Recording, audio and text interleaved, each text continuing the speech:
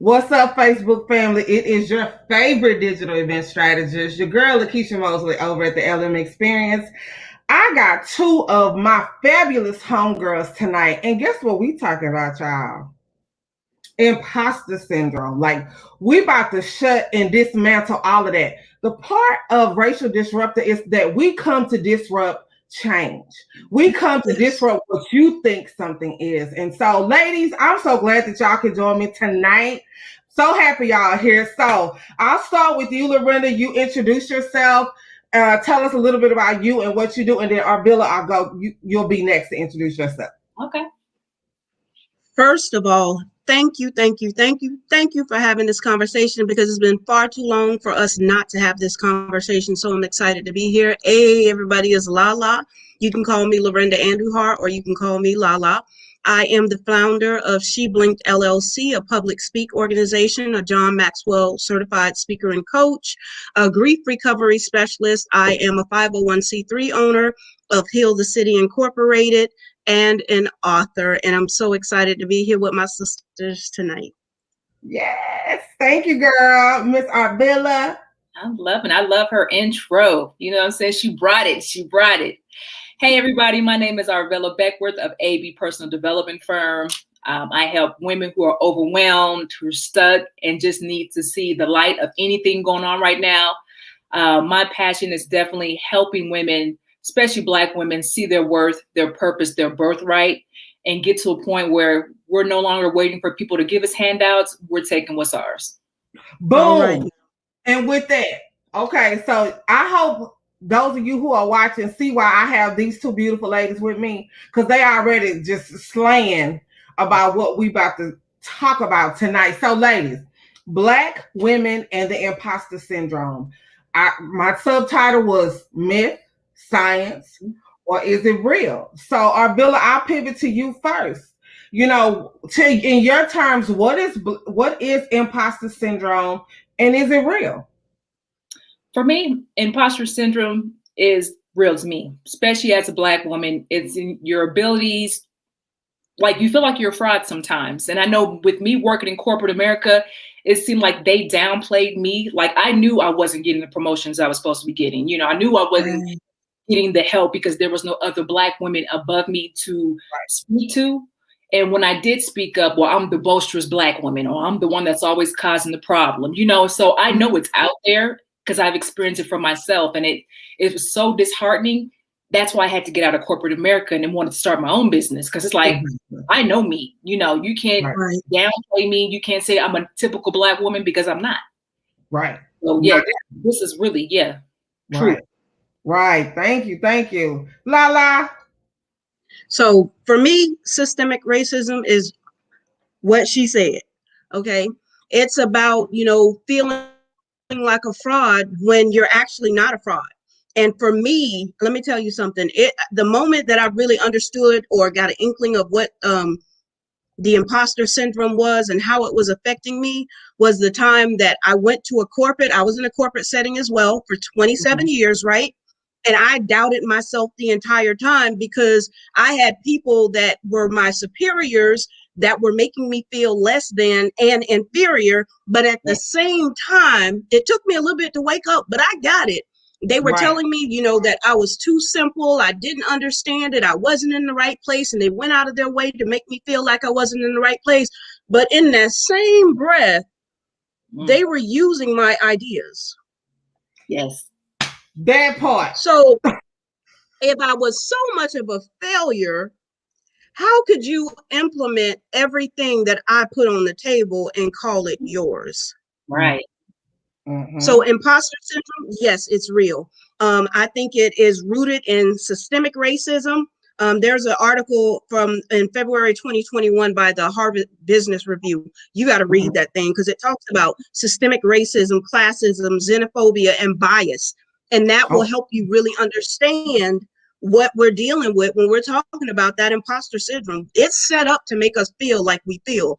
If you even look at the hierarchy of how they place people, it's the white male, it's sometimes the Black male, then it's the white woman, and then it's the Black female. But in reality, it's the white male, the white female, the black male, the black woman.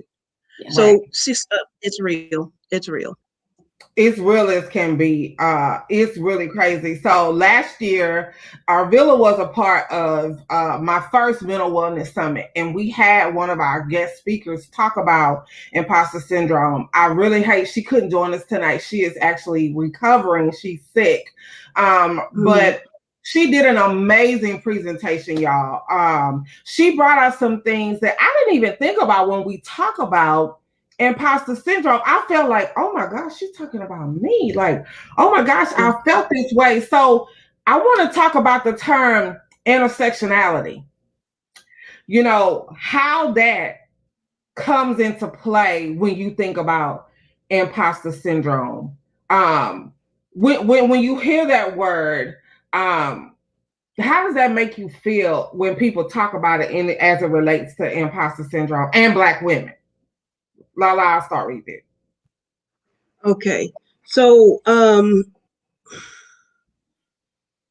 so you're talking about class and race and gender as it applies to the individual. Okay. So when it comes to intersectionality, I could be kind of all over the place with this, but let's just look at race. Let's look at how we're set up. Let's look at the systemic things that are put in place to keep us thinking that we're less than. Let's look at when you are speaking as a person of color in an environment, and if we speak a certain way, we have to speak white, right? If we're using proper diction and language, and we're using a proper etiquette in the way that we do things, that's not associated with being Black. So that alone, you're telling me I speak white because I want to speak proper. You're going to have me doubting myself and making me feel like a fraud, because I feel if I don't go into a corporate event or in a professional setting and use some type of slang or swing my neck a certain way, that I'm an imposter because I'm not being my true self. And if I'm not being my true self, I can't bring myself fully to the table because I think I'm going to be judged. And if I think that everybody's looking at me, that's intentional.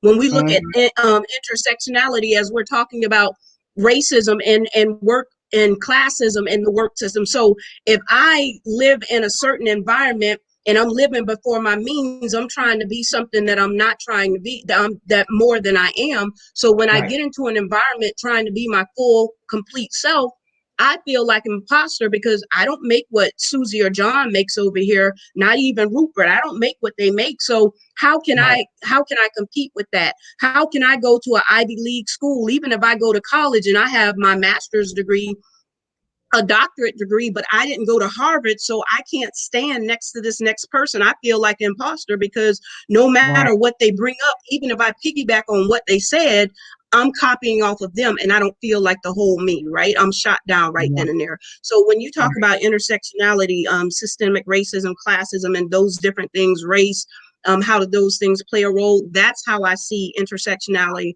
playing a role in the imposter syndrome. Yeah. Oh, yes, ma'am. Arvilla? Now, Miss Lala pretty much said it, and I'm gonna be honest with you guys. I didn't know what intercessor. What was the word you're using? Intersectionality. I had to look at the word. I'm learning from her, so forgive me for not knowing that. No, it's no problem. She was good, so I'm gonna leave it at that because I don't want to mess it up and make like I know something I don't. So please say enough. No big deal. I've heard it recently. As I was sharing with y'all before we started the broadcast. So I was actually on a panel in Clubhouse. And that was one of the things that come up, that one of the topics we were talking about actually was the topic we were talking about. And so there were some people on the panel who didn't look like us, but had these scientific theories of imposter syndrome and what it was. And so, of course, those of us who were Black, chimed in as if like, that's not the case. You can't explain this scientifically away. Like, it is a real thing. It is a thing that happens so much. And so when I recalled when Destiny did her presentation during the Mental Wellness Summit, one of the quotes in there, and I wrote it down, is imposter syndrome isn't just an imaginary voice in our heads. We can hear it loud and clear when we receive almost daily messages from society that we truly don't belong. And so they had nothing to say when that was said. It was, it was back to this tunnel vision that it is something that we make up. It is how we feel internally about ourselves, and that it has nothing to do with anyone else. What is your take on that? Arvilla, I'll start with you first. Like, when you hear that, like, I got mad. Like, I really did. I honestly got mad. Yes. And even for me, not only corporate America, but some of the people that I know that are different skin tone, when I speak about it, they're like, but no, that doesn't happen. And it's like, well, how are you going to tell me what my truth is? Because I know what I deal with. I know what I have to go through. Right. And they look at me like I'm making something up. Like, well, maybe you're the problem. It's like, no, I'm not the problem. We don't have enough people in place, especially corporate America, that works on it, not the individual, but the culture as well. What is the organization doing to support these Black women that feel this way? You're not going to change one person. You got to change a whole demographic worth of people about what's going on. So it does bother me when I have, and I know some don't know any better, but some do. I mean, we've been around long enough. You know, and you just kind of playing it like you don't know. But it's like, don't play me stupid by telling me I'm making it up. I don't know what I'm talking about. When every day on the news I'm seeing it, I go into businesses, I see it, it's all the way around me. And I hate to keep focused on it because it then discourages me. Like, you know what, this is going on. Why? God, tell me what is going on. Why are we the one that's always seem to be picked on? Always the one that seems to be struggling so much to get where we got to go. Right. It's more than that, So for me, it's upsetting sometimes. Yes, super, super upsetting. Lala. So I can tell you when you asked that question, you brought something to my memory. I remember actually sitting in a church, and it was a Latin-based church where I would do volunteer and do some service, right? And I remember, visiting the church quite often. And I remember I had recently spoke at that church. I'm not going to say the name of the church because the pastor is phenomenal at that church. And I guess they had one of the founding members that came into the church, into this congregation of our beautiful Latin brothers and sisters, and began to speak about how ignorant pretty much the Black man was, and how we did not know Christ, and how we were pretty much heathens, and that they needed to save us. And I sat in that audience listening to all of the untruths. Now here you have me with my blackity black self sitting in this audience whose great grandparents are founders of a church, New Sepulchre Church of God in Bronson, Florida. I have my grandfather who is a pastor. I have my grandmother who is a pastor's wife. I have my grandparents on both sides who are pastors and church founders, and we're teaching the congregation that Black people are heathens and that they don't know anything about God and they don't know any better, and you need to save them because they are just ignorant souls. And I sat there and that thing had my skin boiling because I'm like, who are you to tell me that I am less than because of the color of my skin? And a lot of you brothers and sisters and my Latin brothers and sisters are darker than me. So, and even if you look, I have many friends in the Latin community that will tell you there is so much racism, even in the Latin communities, where you have the Black Latinos and the white Latinos. And if you are a certain skin color, white is right, Black is wrong. And it's just that we're taught that no matter what, if it's in church or if it's in the corporate America, even when, you look at makeup artists that when they do makeup, they do your skin. Notice that when they do the before and after picture, when they do your makeup, they actually lighten your skin because they, you know, get all the blemishes and the dark spots out and you look lighter. And then all of a sudden I'm more beautiful because I'm lighter. Right. Yeah. And that Yeah. will make you feel like an imposter. So, you know, and then the things that we're brought up with when we're little girls, if you look at what beauty is not the dark skinned person. Beauty Nope. is not the person with the braids or the kinky hair. So now that when I go into corporate America, I can't wear this in corporate America because I'm not the right class, or I'm not educated because you Right. look at me. I can't Right. carry out a full sentence. So that's going to make me feel like an imposter. That's going to make me feel like I didn't fit in, no matter Right. what my degree says, no matter how, if I worked 20 hours more a week than John, because John gets it because, you know, I'm tall in stature and I'm this and this is not to shatter or to bring down our brothers and sisters of another color, but there is issues. Imposter syndrome exists, and there are Yeah. things that are put in place to make us feel out of place, to keep Yeah. us in our place. Yeah. Yeah. So it's real. Yeah, that's true. That's true. I'm going to read this quote from Destiny's presentation that as I was preparing for this panel, I said, this is so prevalent now than ever. And to be honest, ladies, it's probably always been this way. But I think now, because we've had to sit our behinds down and be still, and we've had to sit in this stuff for almost a year now, that I saw it. So this is from Mary Church Terrell that says, a white woman has only one handicap to overcome. That is of sex.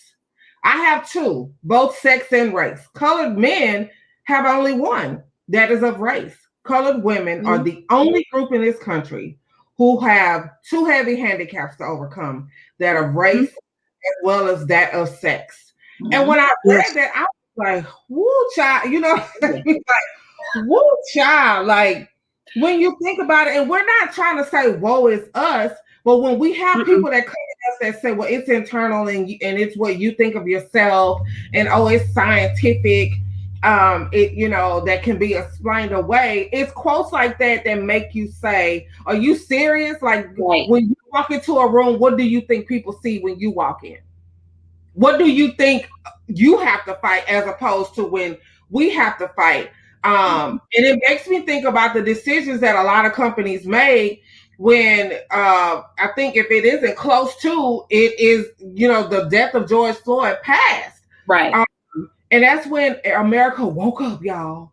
And they saw, oh gosh, I cannot believe the cops did this. And we're like, this where y'all been? Right. You know, all of a sudden there was this teaching of our friends that were of other races about racism in America. So I put this question to you. Is imposter syndrome as it relates to Black women a form of racism? I'll start with you, Marvilla. Yeah, I believe so. I mean, I thoroughly believe so. I mean, where does it start? And I even think back with my great grandmother and beyond our ancestors, we've always been looked at as the lesser. We're the ones that are getting raped by the white man. You know, we're the ones that are, you know, being separated from our families. We're the one that's being told, you know, you have to take care of our kids and your kids. And it's like, we're still never seen as the strong person, regardless of race and sex. We're still looked upon like the lesser class. Like we always just seems never to meet up to it. So to me, I say yes. Yes. Lala. So James Baldwin says, to be a Negro in this country and to be relatively conscious is to be in a state of rage almost all of the time and in one's work. And part of that rage is this: it isn't only what is happening to you, but is what is happening all around you all of the time in the face of the most extraordinary and criminal indifference of what most white people in this country and their ignorance. Now, since this is so, it's a great temptation to simplify the issues under the illusion that if you simplify them enough, people will recognize them. That's what James Baldwin says. Wow. So when you ask me, is imposter syndrome grounded in racism? Yes, ma'am. Absolutely. We try to dumb it down. We try to make it anything that it's not and not address the issue. Right. That is one of my favorite quotes from James Baldwin because he lays it all out there on the table when he talks about that was the imposter syndrome in itself and what it's founded on. Right. So yes, I think it does. It's heavily grounded in racism. I think it's heavily grounded in classism. I think everything is about the separation. I said it even when we were going through the things that we were going through with our former president. He made people feel comfortable with disrespecting people of color. And then this entire time that most of the things that we're enjoying came from the brilliant minds of people of color, but we can't celebrate those things because we're still less than. Right. Right. So yes, it's grounded in racism. Right. So I'm gonna say this and we're just gonna put this elephant. We're gonna get this elephant out the room. We're gonna put this on the table. So when I first posted, that we were gonna have this talk, of course there were some people that were in my DM and in my box that said, sometimes Black women suffer from imposter syndrome due to people in their own race. So let's go on and put this out on the table because it could be. So I recall in Destiny's presentation, she talked about, why it could be different for us. One of the things she talked about was, it be your own people. Sometimes we make others in our race feel bad for making it out or being the successful one, or that there are lack of examples in our family. You may have people that went to college, but maybe in your family there are people who have never been successful, who may have never been wealthy, maybe never struck out on their own career. So we're going to go ahead and address that because we know that that's being said too, that it's not just white people that are doing it, it's Black people that do it to Black women as well. So Lala, I'll start with you. What is your take on the fact that it be our own people and that sometimes it's a lack of it showing up in our families that may cause us to feel imposter syndrome? So I can tell you that it does happen with our own people, but I want you to think about it like this. Yes, it does happen with our own people. And when my people know better, they do better. I get all of that. But I want you to think about our music. We are the only race that are celebrated when we call our women bitches and hoes. Speak on it. We are the only one that can sell out a record store because we do that. We are the only one that can degrade ourselves in music and movie, and Hollywood eat it up. I remember when they were talking about making that movie called Cracker. And there was so much outrage because they did not want to see a white woman on stage being raped. But how many movies can you say right now? Roots. How many movies can we name? Right now, there were Black women, children, men, women, raped, beaten, discouraged, and we're getting this in our eye gates and our ear gates all of our lives. So you think what we're being programmed on screen is not going to come into our bedrooms, into our houses, into our four walls, and that what we teach our children? Right. Even the way that we raise them and we coddle them or nurture them. By nature, a lot of us have to be harsh on our kids to prepare them for what they're going to deal with outside. Right. And then some of us just let it go because we don't know what else to do, because no matter how we raise our kids, what we teach them, what we instill in them, they can walk outside and get killed because of the color of their skin. So yes, it does happen in the Black communities, but we were set up to do that. Now, to answer your question, I have worked with people who, she thinks she better than somebody. Oh, she got her degree. Oh, she thinks she this. Because instead of trying to learn from that person to get out like they got out, to sacrifice like they got sacrificed. It's easier to tear them down and try to bring them to where you are because your imposter syndrome won't allow you to get out of the muck. Right. So that's my take on it. Right. Arvilla, I love that, Lala. Yes, and I want to agree with her on that as well. What I've noticed, like you said, even in your own family, even when they know the same situation you are in, they were in, they're coming up, they may not be as far as you, but they're so quick to tear you down.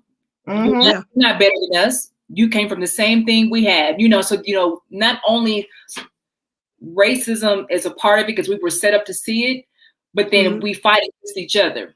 Right. Yes. I love in the last 3 to 4 years, more and more Black women are recognizing we are not our enemy anymore. We support each other. We need to be taking this by the storm because together we see our Latin brothers and sisters. 5, 10 of them can live in one house and be good and make money. We can't live in the same house. Now. You know what I'm saying? We will tear each other down, even though we know if we all work together, we can all come out of this with some money. But we can't see beyond that. We're our own worst enemies with our family, with our friends. So it is a part of our, not mechanism, but it is a part of our society where we see it as Black people that just because I got 2 steps ahead of you, now I think I'm too good, or you're not better than me. And it's just like I tell my daughter, it's like, you got to understand what I'm telling you is what I've seen. So when you go on social media and you're like, well, Mom, it's not that way. I don't see that. And unfortunately, when you hear other races use the N-word, it's like, well, no. You got to understand where all this comes from first before you start saying okay for people to use. Why do you think it bothers so many people of our ancestors and people today? Why does it bother us? Right. Like imposter syndrome, you got to figure out why does it bother us? And they don't take the time. Not just our kids, but other races don't want to take the time to figure out why does it really bother us? What is really that we can help them see that they are more than what they see beyond themselves, and how can we support them? True. And y'all both made me think of 2 points. Lala, you said something that really made me think. I have a son, and y'all heard me talk about Kalen. That's the turn-up kid. He never turned down ever, but he absolutely, positively hates the police. Me and Barry, my ex-husband, we co-parent very well together. And one of our fears is, even if Kalen complies, if a cop having a bad day, we could be saying his name. Just because a cop having a bad day. We've seen on camera a cop just do whatever, and nobody feels like it's anything wrong with that. They want to go dig up, what somebody's done. They brought up all kind of stuff about George Floyd that had nothing to do with the fact that a man put his knee on his neck with cameras filming him. Right. Like he literally killed this man on camera. It really brought up, when Lala mentioned it, like even for my daughter, look at Breonna Taylor. The lady was sleeping in her bed. Right. And you find nothing wrong with that. But when the insurrection was going on and that lady hit that glass and got killed, say her name. It was some of them, I didn't mean to laugh, y'all, but I laughed at some of them because they was like, when she hit that glass, boom. And I was like, ooh, y'all wrong for that. Y'all really, really wrong for that. But, it's things like that that make you think about, like, what happens? How do we teach our children? And it's hard. You can't, because I have a daughter now too, who all she do is nap. Child, if somebody try to knock on this door and come in, I shudder to think what would happen if she doesn't hear the commands. So now it's not just worrying about your kids. You can't not just worry about your kids or your sons. You have to worry about your daughters as well, because these things can happen. Arvilla, you brought up something too that was key. I was talking to my soror today, Crystal, who we put on the event this past weekend together. And I said, what I want us to do as Black women or Black people, period, is when we create tables or when we get a seat at the table, we need to show up how we're supposed to show up. Yes. You preach on it. And I'm sorry. But when I do events that have people from other races, they read the information clearly. They follow all of the instructions. I rarely, if ever, get any questions about things that have been presented to them. When I work with us, sometimes I get 5th and 11 emails about the stuff that's in the packet, stuff that we've already said. If I've had 7-11 meetings with you, I'm still repeating the same thing. And I say that to say not to down us, because I think we are awesome. Right. But we can't keep talking about, well, I don't get a seat at the table. What do you do when you show up to the table? How do you show up when you come to the table? And I know we badasses. I said that all over the thing. Black women are a badassery altogether. But sometimes, y'all, we got to realize how we show up to the table. And we get mad when people say, oh, she not ready. Right. Oh, she didn't do whatever. Or if we come to tables and we try to bring somebody with us, you know, they embarrass us. Yes. Because they didn't show up how we thought, or like we know they can show up, y'all. You're right. And this is really, it's something like I really say, I do feel a responsibility as women who, you know, may have made it to a certain point that we reach back and help our other sisters. But man, some of us, we got to get it ourselves. We got to get it ourselves. If somebody creates a table for you to come to, show up, right? Show up, yes. Show up, right? You know, show up like we're supposed to, like we know, you know, we are supposed to show up. I feel like we all can be examples. You know, I think for one thing, we do need to start normalizing. Yeah, we do. In the Black community. I will say that. That's why I love when y'all post the good things that y'all doing. I love when y'all post, you know, things like, oh, I just secured this. Oh, I just got this. I just got that. I love when we do that, because now we're normalizing what's already been there. Exactly. And like you said, normalizing is saying that, hey, we've been doing it. Now, we might not have talked about this 5, 10, 15 years ago, but we're in a time with technology and people's mindset that we should be proud enough to say, I did this. Despite all obstacles, I did this. And I'm willing to help my sister get there, even though she may not understand it. Maybe she's not ready. It is not her time, whatever the case may be. It's time to say, this is my birthright. Right. I had an opportunity to be at the table, because if it was back in 1960, we would never be at the table. We'd be in the kitchen. We would be doing other stuff. But now that I'm here, it's time to come to the table, what we got, and like you say, normalize it. It's normal for Black women to be in spaces of 100, 500, 1,000, and can work together and network and do the same thing that everybody else can do. Right. I agree. I love that you said that, because one of the things, and I don't know what it was, but one of the things I tried to do this year was curate as many events as possible that bring us to the table. Not for anything about myself. I know what I'm doing. I know I'm killing it in the virtual event space. So listen, I don't need nobody to tell me that necessarily. I know what I'm doing. But what I want to do is bring other people to the table to say, look at all of this. This event this past weekend, y'all killed it. Yes. We will talk about women who lead, women leaders. Everybody who showed up was a leader. And a lot of people, the feedback I got was amazing. Like, oh my gosh, I didn't know that we were in all these different spaces. I didn't know about sponsorships. I didn't know about how to get myself together in this sense. You know, you talked about really like just looking inside and like dispelling all of that stuff. It was like eye-opening for people. Yeah. It was eye-opening. And although I felt good, like I got the great feedback, I got sad, ladies, because it was like, damn, they didn't even know we was that bad. They didn't even know we was kicking ass like that. Like they didn't even know. Right. Yeah. Right. It's really sad. I think Lala frozen. No, oh my God. Is she frozen? She might. Yeah. But you're right, Lakeisha. Like this weekend, when I seen everybody, the whole panel, and heard everybody's background and what they can do, I was like, we got our own community. You know what I'm saying? We got everybody played a certain part in it, and we was bad. It was so much knowledge. Vending machine, trucking company. I mean, I can keep going on and on. It's like I never knew all of this exists within our community. And it's like we are our own little city. I mean, at that moment, I feel like we were empowering each other with knowledge, with gems, but it was just so nice to finally see we've been doing this. We just have to do ourselves to get here and say, hey, world, we've been here and we were ready to take our spot.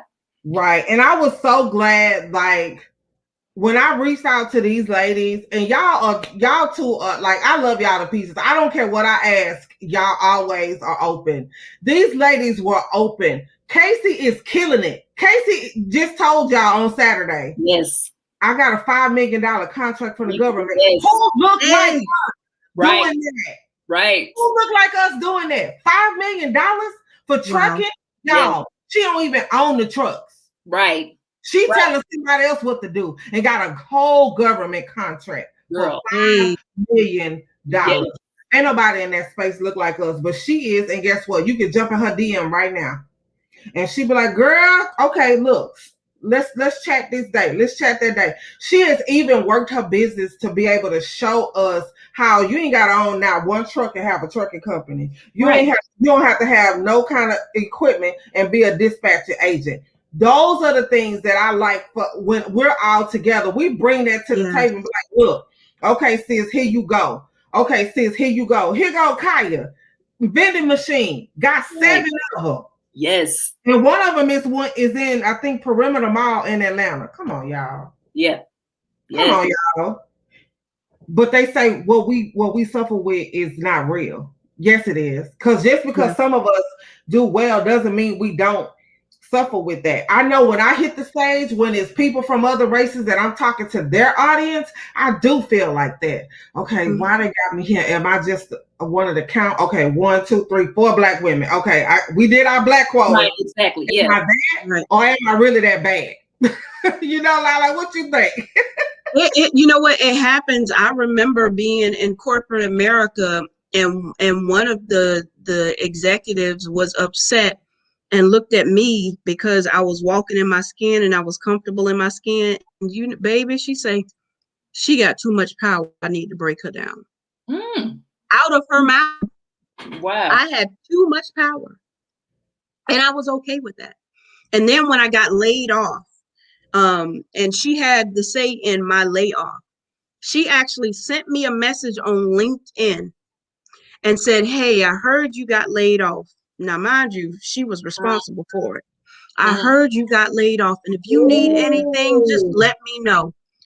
In that moment, I had peace. I just talked about this with my sister, Angel Nicole, which is another bad sister you got to meet. But I was talking to her and I said, you know, when she said that to me, all I could think was, I appreciate your assistance. I appreciate your willingness to help, but God has me and I'm good. She didn't know how to take that thing because I knew who I was. You cannot break me down. Yes, I was making 6 figures and I was happy, but I also can make $10 and make stuff move because I'm a black woman that is resilient. And then I know how to work my pockets and I know how to work, do what I need to do to get what I need to get because I've dealt with having to navigate the same waters you have navigated with an inch of the resources that you had. So it didn't break me because I know I will always come back. But we are going to deal with those things. We're going to have to deal with it from our people. We're going, but when the important thing, like you said, with sister that has the trucking, we need to be able to have those conversations to say, this is what I did to do. This is what I did to get there. These are resources that I have. These are the free resources that you don't even have to pull any money out of your pocket. If you are able to sit with me and glean with me, I will teach you. But you have to do the work. You have to be vested. You can't come and sit with me at my table and all you bring is a fork and a spoon. You're going to have to help me cook and prepare this meal. You're going to have to sit up under me and you're going to have to be teachable. You're going to have to be open to feedback.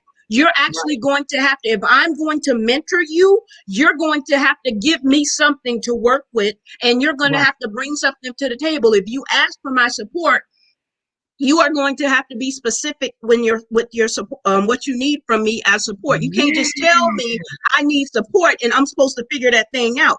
If you bring me a problem that you need solved, you need to also have several solutions to that problem or the things that you have tried to work through to get you from A to Z. The problem with some of our folks are, and with every demographic, every gender, every race, religion, and creed, we expect people to help us to get to where we need to be, but we don't want to bring anything to lighten the load for them. We expect them to put them on our back and to walk up that hill. It's not how it works. And once we understand that, if you want to be successful, you have to be vested in your success. Because if I'm doing more for your success than you're doing for your success, I don't care what color you are. You're not going to stress me out. I'm going to keep my edges. And I'm going to go to the top, and I'm going to find somebody that's going to walk with me, that's ready to eat with me. That's it. We have to be okay with leaving some people behind, because sometimes you got to leave some folks behind so you can get where you need to get, so you can have the strength to bring them on when they're ready. Everybody's not ready when you're ready. So, yes, there's a lot of things that we need to do, that we need to get in place. We need to get this right before we start trudging up that hill and expecting other people to look at what we're going through and then buy into it. Because I tell you, people, John Maxwell said, people buy into the leader before they buy into the vision. So no matter if we're going through systemic racism, no matter if we're dealing with classism, we're dealing with education bias and all these other things, until we understand who we are as a people and what we're going through and how we can be stronger together, we're not going to get past it. There are so many brilliant and resilient women that I celebrate each and every day on social media, because this sister is teaching me something. And when I find someone that is willing to put me on their platform, willing to sow into other people, willing to do what they got to do to make it happen, I'm going to celebrate and applaud that person. And if I come to walk with that person, I'm not going to be a burden to them. I'm going to say, this is what I bring to the table. These are the resources that I have. How can I assist you with those resources? And once we get that in our thick heads, we're going to be okay, and we're going to be able to overcome anything. But we have to do it together. Together, yes. Y'all make key points. It's that whole cohesive togetherness, collaboration over competition. And again, this is it. And again, I'm one of the ones, some of my friends on here, Taj and Lala, know when you come in my inbox, I need you to come correct. Because I'm going to get you up out of there if you're not. I'm going to get you up out of there. And you're going to be mad talking about, well, she this and she that and she doing it. No, this is the problem with us. When men converse with each other, they're very clear, they're very concise, and they are on point. They got to get it over with and get it done. Now, again, you talking to somebody who is a personality, color code red. That doesn't mean I'm mean and I'm bitchy and all of this. That means I want to get from point A to point B the quickest way possible. So the minutia got to get out of my way. You can come at me with the minutia. I don't need the fluff. I need you to say, Keisha, can you speak to a group of girls on Saturday at 7 p.m.? We're going to use X, Y, and Z. Oh, yeah, let me check my calendar. But when you come in, girl, I really liked your talk. You was killing it, blah, blah, blah. And then 4, 5, 7 messages later is, oh, what can you do? Now, I know how bad I am. That's it. I know how bad I am. And we really, you're right. Both of you ladies are right. We have to stop doing it. We got to come correct to the table. We got to make sure that we showing up like we supposed to be showing up for each other, because we can do right. And leaving people, I just had to drop somebody to the side. One of my sorors just re-released her book called The Woman Code. I actually love that book. I read it several times throughout the year. In that book, my favorite chapter is called Why Cut What You Can Untie. And it really talks about how we so quick to cut people off. When sometimes we just need to untie and just go away for a little bit. And like you said, if you catch up to me, then we come right back. But we be quick to cut folks off. You know, I ain't messing with her. And you know, she talks about it in that book, in that chapter specifically. There are times that you will have to do that. Oh, yeah. Times you got to drop Susie off where she at. That's it. If y'all get together in life, again, it's fine. But what she speaks clearly of is not putting your mouth on people. Mhm. If I leave you alone, I leave you alone, and I ain't got to go. Dilla, I ain't fooling with Lala no more. What does Dilla got to do with that? And why am I trying to deter her from dealing with Lala? Right. Her Exactly. experience is different, and I think that's something else we got to stop doing too. Yes. Absolutely. That's something else we got to stop doing too. I love this conversation, y'all. So I want to touch on the lack of representation. Mm. We are not in a lot of decision-making roles. Right.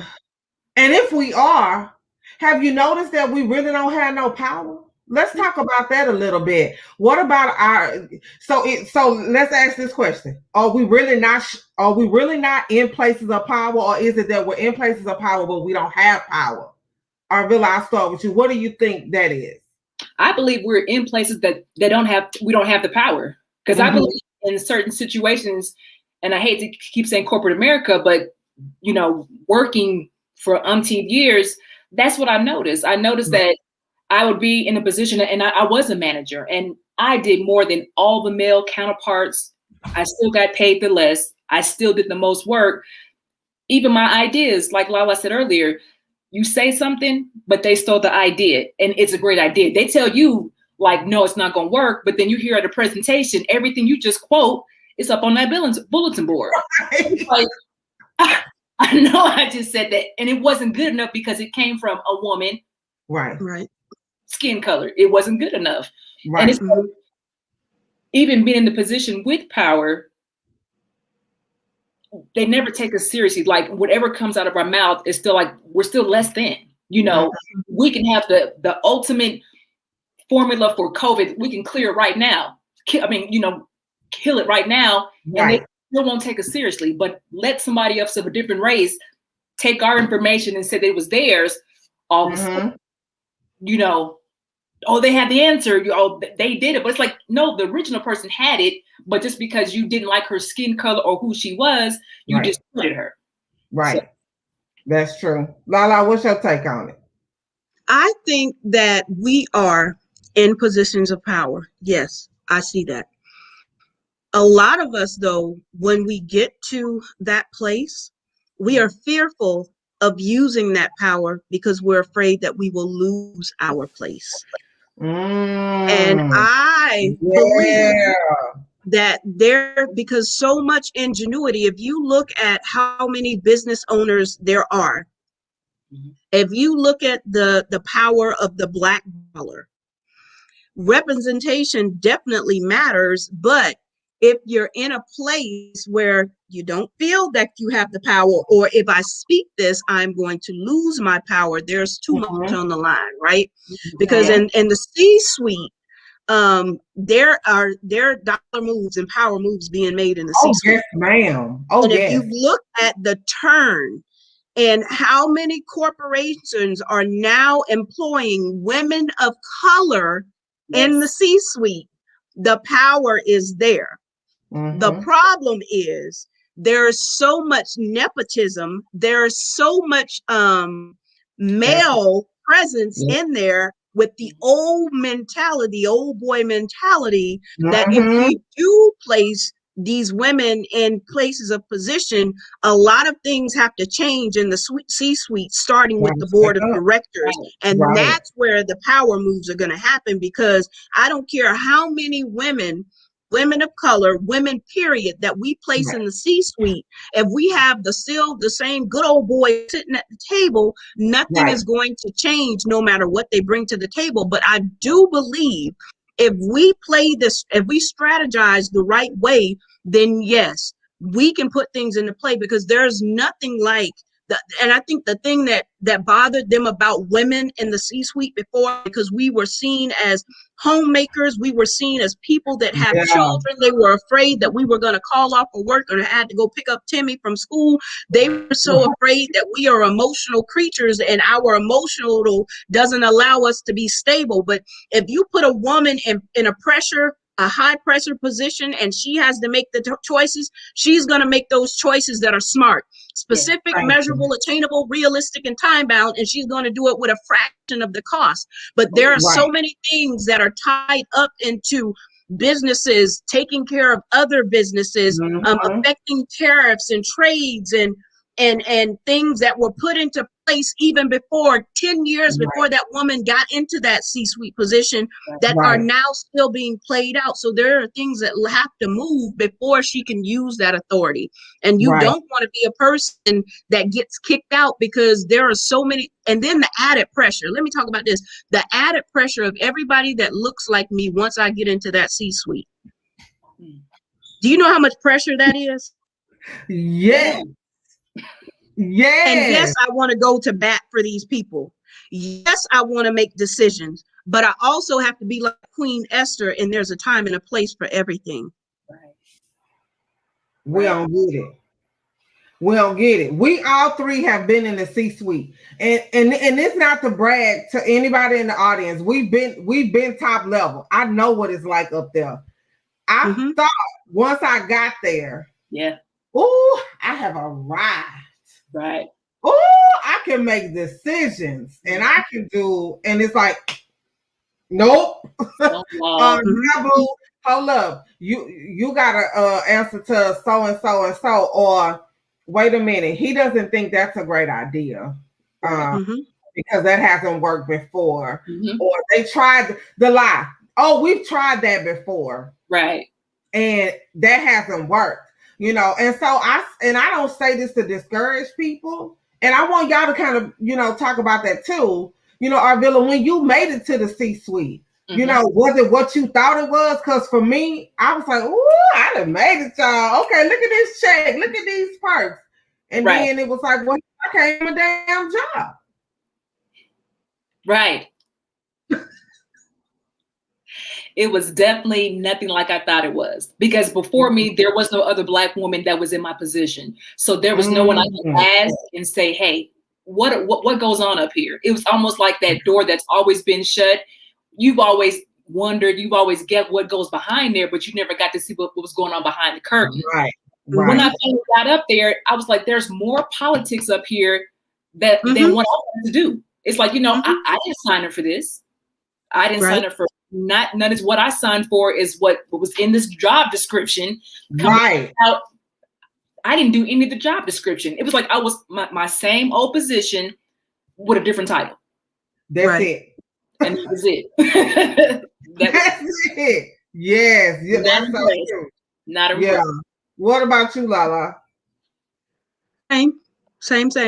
Once I got there, I was like, okay, I'm going to be able to make a difference and things are going to be better. And I'm going to represent my people and I'm going to make these, these moves so you can be more comfortable and do this. No, ma'am. Yeah. No, it's so much politics. It's so much of, it's something else when you train the people that surpass you. Right. Yeah. In the C-suite. That makes you change your mind about some things. Yes. And I'm looking at the person like, how do you breathe? If your body didn't breathe for you, you would be dead. And you're telling me that I don't have the facilities about me because I don't lie, I don't steal, I don't cheat my way to the top, I don't sell people out and do all these things, that I'm not the right person and I speak my mind. No, the C-suite is not for everybody. Right. I mean, if you want to get up there and deal with politics, you go to the C-suite. But I've determined since being in the C-suite that I will never in my life build another person's legacy. Right. I will build my own. And I will teach people how to build their own. Yes. I will teach. If you want to know, if you want to get to the C-suite, by all means, go to the C-suite. There's nothing sweet about it. Not and at there's all. nothing wrong with you working a 9 to 5. I'm not going to knock you. But if you look at the things that happen in the C-suite, you look at people that own their own companies, they don't get rich because of the sales and the profits and all those things that they do. They get rich from the tax breaks. So if I'm working for a corporation, most of their money is going to come from the tax breaks of the losses that they received. So Mm-hmm. I'm not going to kill myself because you're going to lay me off because you get paid for laying me off. And those I are just say decisions you that get paid happen for in that. the C-suite. Right. Yeah, Yeah. the unemployment. They'd rather play unemployment than to pay us for what we're worth. Right. And then in the C-suite, they making decisions like, so if Lala dies today, she dies today, I'm going to still make money off her because what they don't know, that they don't teach you what they're doing in the C-suite, is they're taking out their policies on us. And when we die, they make money on us Mm-hmm. Mm-hmm. as an Mm-hmm. employee. Yeah. So it's not all glitter and glam in the C-suite. And Not at some of all. us go into that thing thinking that we're going to make a difference, but we end up more frustrated because if I didn't feel like an imposter before I got there, I darn sure feel like one now because I don't fit in and I Right. don't understand it. I don't understand the moving parts of it. So Right. that's what it's important for us to understand, that it's not all glamour and glitz in the C-suite.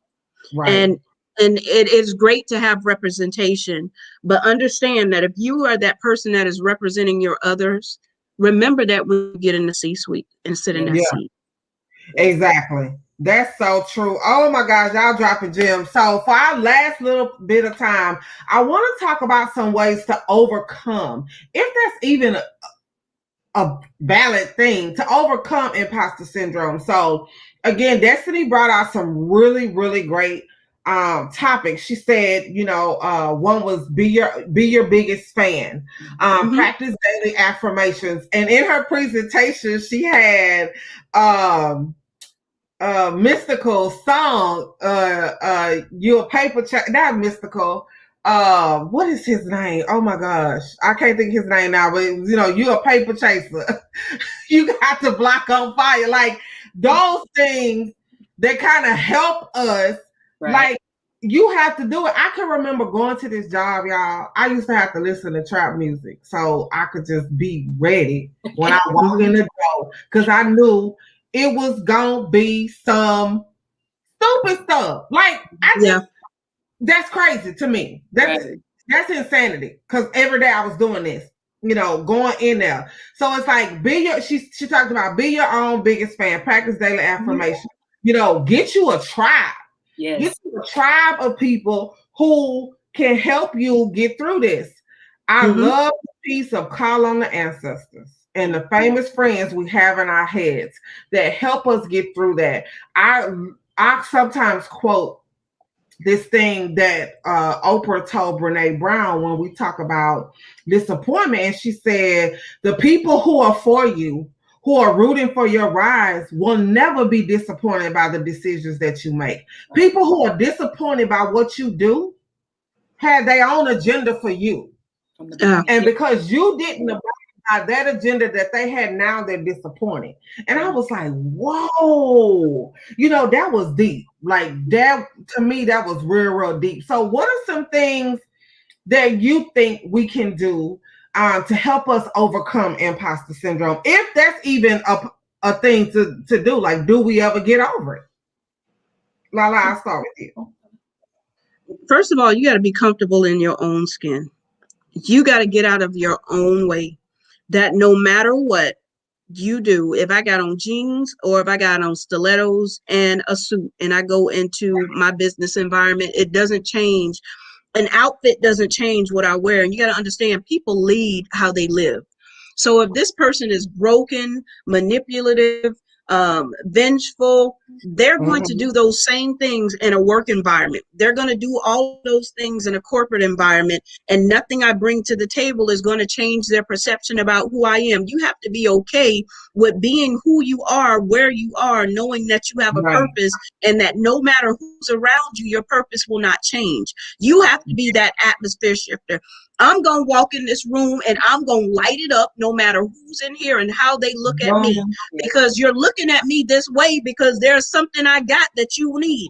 And if you have something that I need, your attitude is not stop me from learning what I need to learn from you. And we got to get that emotional stuff out of the way. You holding on to my check, brother. You holding on to my check, sister. And I need what you got. So we're going to have to work this thing out. And then I'm going to get what I need from you. And I'm going to move on and do what I need to do. So, and then another thing that bothers me is they say, if you want to hide something from a Black person, put it in a book. They've been saying that for years. There's so much free knowledge out there for us if we can just pick up the book and get past our minds and know that we are enough, we're smart enough to do that, right? Go to the Small Business Development Center. You don't have to spend a lot of money. You can learn from them. They give you free courses. Look for stuff that, like, we have something in St. Pete that I drive an hour and 45 minutes. It's called the Greenhouse. They teach you not-for-profit organization information. They give you free classes. They will assign you a mentor. Learn from your friends that are doing the thing, right? Follow them on social media. Ask them questions. Bring a list of questions to the table. Those are all the things we can do to build ourselves. But even understanding, if we do all of that, if we do the learning, if we get the college degree, it starts right here. It starts right here. We have to get this under subjection. And you have to speak positive words over your, I don't care what your parents did to you. If they left you in the street, they did exactly what they needed to do. They birthed you to get you here. The rest is between you and God. Let's go. That part. That part. Yes, ma'am. Yes, ma'am. Arvilla, do you have any, tips to get past or overcome imposter syndrome? Mainly is that, especially as Black women, we have to continue to have this support system that we have. So when we get together, it's now common. It's now normal for us to do. So when we go into corporate America or other businesses, we're no longer ashamed of who we are, because we know there's 100 women like us right now that we can connect with and what we got to do. So once we normalize it and know it's comfortable, will we change everybody else's mind? Probably not. No. But what we can do is first love ourselves, love our skin, and bring to the table what we were created to do, and not shame away from anymore, because we've been shaming away from stuff for a very long time, and it's time to step in our birthright, show them that we're more than just Black women. I mean, we're really all, and like me and my friend had a conversation the other day. I said, I would be no other race, because Black women know how to make things happen with a little bit of nothing. So I'm gonna love who I am. I'm gonna love my skin. I'm gonna love myself. And if I can't change no one else's mind in this world, I know who I am. Right. I bring to the table. And we can go from there. Yes, I love that. On I think it's Meet the Browns, the movie with Angela Bassett, and she tells her son, or her kids, like, one thing a Black woman know how to do is make it. Yes. And I think that is so true. That's one thing about us, is that we know how to make it. The last piece I want to say is in this, and again, I'm referencing Destiny's presentation, which was bomb, y'all. It was cool. She talked about also for us to get therapy to help us with that self-talk, like to get deep in those issues. I will never forget, I was at a conference in Atlanta, and one of the speakers said, that we have to deal with the issues from our past. We have to deal with those things that trigger us. And she said, because it will show up when you least expect it. If daddy talk crazy to you, and you at the board table with somebody from a different race talking crazy to you, you could flip just like that. And it ain't got nothing so much to do with him. It's about that stuff, that junk in your past that you haven't dealt with, that you must deal with. In order for you to move past it. And I love that Robin said that to us at that conference. But y'all, the last one that Destiny said that had me hoping was to have the confidence and audacity of Donald Trump. Y'all, when she said that during the conference, I was done. I was done. But y'all, let's play devil's advocate and stay there. The man had an audacity. He didn't care what none of us said. He still did what he was gonna do. I get her premise behind it. Like, sometimes we just gotta show up and be like, I don't care who don't like me. That's it. I don't care what you think of me. We knew he was dumb as rocks. The dude didn't care. He hit that podium every single time and was talking. That's it. Showed up. Because he knew that there were people that were going to believe in him no matter what. Like John Maxwell said, people buy into the leader before they buy into the vision. They didn't care what he said. I forget who the commentator was that went into the Republican parties, and he would ask Trump supporters things, right? That would definitely contradict everything they said, but no matter what he said, they would support this man. And it took me back to something that I learned when I was in corporate America about the difference between men and women. Mm-hmm. So if you give a man and a woman the same position, and this is where Donald Trump came in, he did that thing.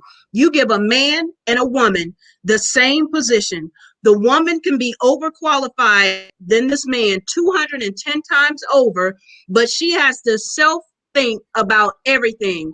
If I do this, can I do this with the kids? Can I do this with my home? Am I going to be keeping home in order? Am I qualified to do this? I know I have a double PhD, but if I sit at the board table, can I do this? Will I be able to meet the kids for this? Will I be able to do this? And the man goes, I don't know how to do it, but I'll learn. Give me the position. That's the difference between the two. And that was the Donald Dacity, right? Yes. That's what he was operating with. The man didn't care that he was not educated enough to do it. He knew he had people around him that were going to believe in him no matter what, and that gave him his boost. He had the audacity. You got the audacity. Yes, he did. And I can see why he did it. And it is not because he was Donald Trump. It's because he's a man. And if you think about how many positions that you were offered, that you were up against a man that you knew was not as qualified as you, but you thought about that thing 100 times over, and you may have even let that position go because we talked ourselves out of it. Men do not talk themselves out of anything. They will take the position and learn on the way. Why can't we as women do that, no matter if it's a black or white woman, whatever? We just don't do that. I agree. Yes, I agree with that. That's true. That is really, really true. Like we overthink it, analyze it, chop it up. Let me sit on it, and really pray about it. Yeah, men just be like, "Oh, okay, next." I'll take it. I'll take it. It's that's just what that is. But oh my gosh, y'all, this conversation was the bomb. I absolutely love it. I know we're going to continue this. This is not something that we can stop talking about because it is real. It is not a myth. It is not science, and it is racism. And it is something that we, like you say, Arvilla and Lala, we have to band together to just break down. We need to disrupt that. That was one of the main reasons why I started this whole racial disruptor, was not just the racism side, but things that plague women, Black women, things that they plague Black men. Like, it's time for a change. I remember TD Jakes saying something that you cannot have change without disruption. That can absolutely not be changed without disruption. Think about anything, like molecules, any changing of anything. There has to be a disruption in the system for that to break down, for that to happen. And so I said I'll kindly take the charge of being a disruptor. I don't care. Our sister Stacy in Atlanta. Yeah. Girl. She did that with them votes. She was out there. And disrupt the whole system. She flipped it. That's why I say, you tell me we not bad. You tell me we can't. Oh, okay. So you stole the election from me. You stole it from me. But that's all right, because guess what? I'm going to turn this state blue. She did that. I'm finna turn this state blue. And somebody made a point the other day. You make me think about, you have to think about how I can vote, but I can go buy a gun and get it the same day. Yeah. Really? Because the likelihood of me killing somebody with it, that's my same color.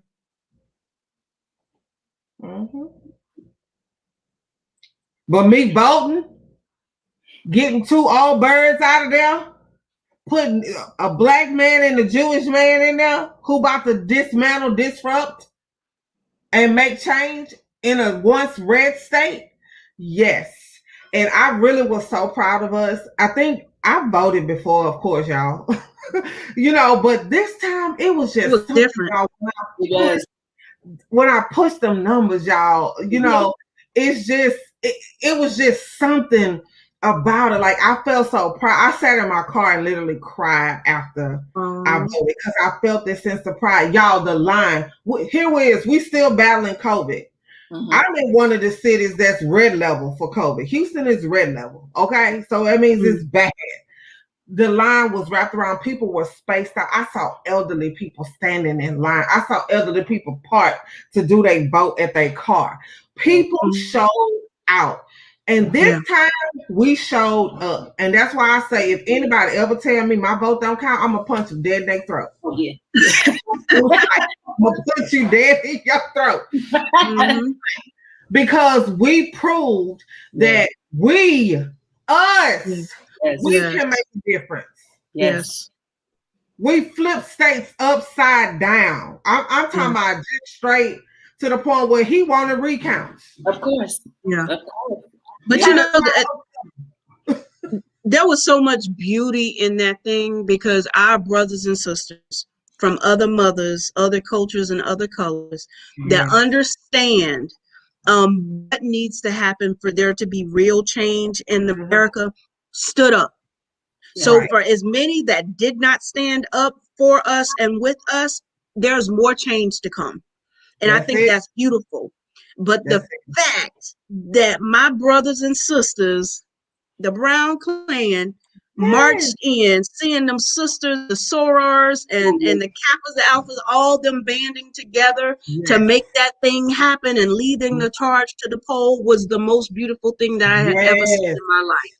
It was so beautiful. As scary as it was, as nail biting as it was, as afraid, we got up and we did that. And if we did that in every single action area of our life, we can flip these tables over. Yes. Do they know what we could do?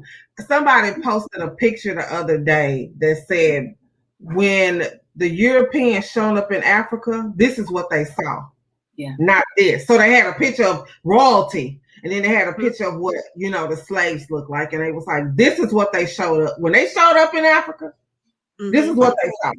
And so I just love that you ladies and all the other ladies that I connect with, and I connect with guys too, but I just have a heart for women. That's who I work with mostly. How y'all show up, how we show up to help, each other. Like, I just want us all to get it. Like, I want us all to win. When one person wins, that looks like us, we all win. Like, it's about all of us. Yes. At the end of the day. So, ladies, I have loved this conversation. LaShawna could not make it tonight, but y'all, she did offer something very special for y'all. So, if you email me, and I'm going to drop my email address here. If you email me at info@LakeishaMosley.com, I will get you her 21-day action plan that kind of helps you break down those barriers. These ladies who are on this panel, they are all experts at that, have overcome lots of adversity to be able to stand before you and say, we can do it. Like, we can make this happen. And so I'm just so glad y'all joined me tonight. Arvilla, I'm going to start with you. Tell us how we can get connected with you, and if you have anything coming up, how anybody can be a part of it. Yes, I am Arvilla Beckworth on all social media platforms. You also can find me on my website, www.arvillabeckworth.com. Right now, I'm working on including new things on my podcast. I just got it U.S. trademark, my podcast. So I'm so excited about that. I definitely want to leave a legacy to my daughters to show them that we're more than just what we are. So I'm working on some things behind the scene and also working with my mentoring group, getting our young Black girls in position to see what their true worth is, but make some decisions. If the mom's broken, more likely the daughter's broken. So I want to kind of break that generational curse with our young youth this summer and kind of get that off the chain. So. I love that. And I meant to mention, when I was saying, Lala, you and Arvilla need to get together and definitely do some things. And Steph and us three collaborative. But I love how Arvilla was like, I can't just focus on mom because she broken and she already done some stuff to her little mama over here. So let me bring them both in the fold. And let me try to help them both get fixed. You don't have people that's doing that. We either focus on the kid or the mom. Right. So I love that, Arvilla. And you're going to be a part of the Mental Wellness Summit. Yes. In May. I cannot wait for you to come back. Lala, please, you're going to be part of that too. I just ain't told you. But please tell them how they can get connected with you and anything that you have coming up. Okay, so www.lorendaandujar.net is where you can visit and get in contact with me on social media. I am Lorenda Andujar, Heal the City Inc., She Blinked LLC. You can find me on LinkedIn. Anywhere there's a send button, you can find me. So Passions Gate on Twitter, on YouTube. We're going to move some videos over there. So shoot me an inbox at Lorenda Andujar on Facebook, and let's connect. Let's work together. Some of the things that we're about to start up is a new series with the Heal the City called Life is Tough, But So Are You. And that's where speakers can come on stage and talk about the things that they've walked through and give you free resources and help you with the challenges that you're facing with. I, too, am starting a podcast, Candid Conversations with Friends on life, love, and leadership. Just different things that we're going to talk about. And it's going to be tough conversation. So get ready. If I ain't ready, don't look miss it. If you don't know by now, you better understand that it's gonna be we don't hold no punches. We biting ears like Tyson over here. But I told you I have a bit of sense. But you can find me, and I'm so excited to be in this platform with you two phenomenal women and that LM experience. Thank you so much. You blessed me tremendously. Yes. Thank you, ladies. Thank you. I'm just excited to be look, what they say, I just want to be in the meeting. I just want to be in the meeting with my girlfriends like this. Just power and courage and just inspire others to do things. Not just what we doing here, but beyond that. You know how some folks show up at the conference and they, oh yeah. And when you DM them, child, they like crickets. They don't even talk back to you. Right.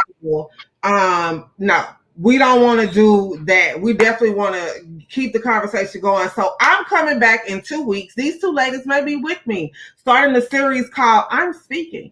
And I know y'all remember when my soror, the VP, told, what was his name? I don't even remember his name now. What was his name? Pence. Excuse me, sir. I'm speaking. I love that. We're going to talk about how Black women are silenced, not just verbally silenced, but in our writing, in our music, in anything that we do. And I'm definitely planning that out. The first one will be April 5th. So we're coming back and we're going to talk about that all the month of April, about the ways that Black women have been silenced. I'm going to bring some experts like these ladies.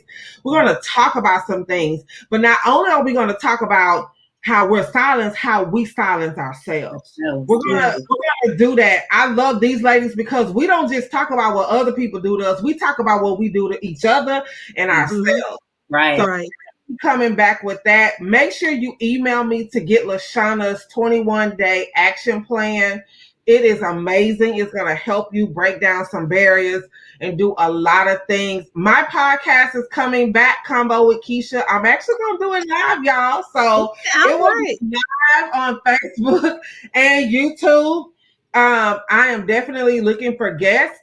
You ladies, y'all already know y'all about to be on there. Right. But if you are interested, shoot me an email at info@lakeishamosley.com. I will get the form over to you. Ladies, this has been a huge blessing to chat with y'all tonight. I know the chat was on fire, y'all. They was agreeing with everything y'all was saying.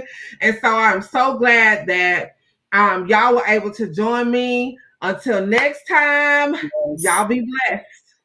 See everybody. Bye, y'all.